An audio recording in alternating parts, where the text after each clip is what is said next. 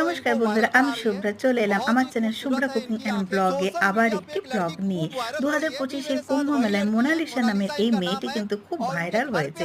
মধ্যপ্রদেশের ইন্দোর থেকে দিদা এবং বাকি বোনেদের সাথে এসে সে টেন্ট বা তাঁবু খাটিয়ে তারা আছে এবং তাদের একটাই রুজি রোজগারের আশায় তারা কিন্তু এসেছে এবং তারা প্রায় সময় এই রুজি রোজগারের আশায় কুম্ভ মেলায় আসে এবং তাদের কিন্তু এটাই জীবিকা।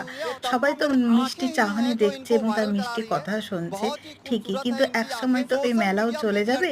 তখন কিন্তু তাদের আবার তাদের জীবনে ফিরতে হবে। এবং শুধু এই মেয়েটি না, অনেক মানুষই এই মেলায় বিভিন্নভাবে আসেন রুজি রোজগারের আশায়। তাই আশা করব মেয়েটির জীবন ভালো যাক এবং তার কিছু রোজগারপাতি হোক।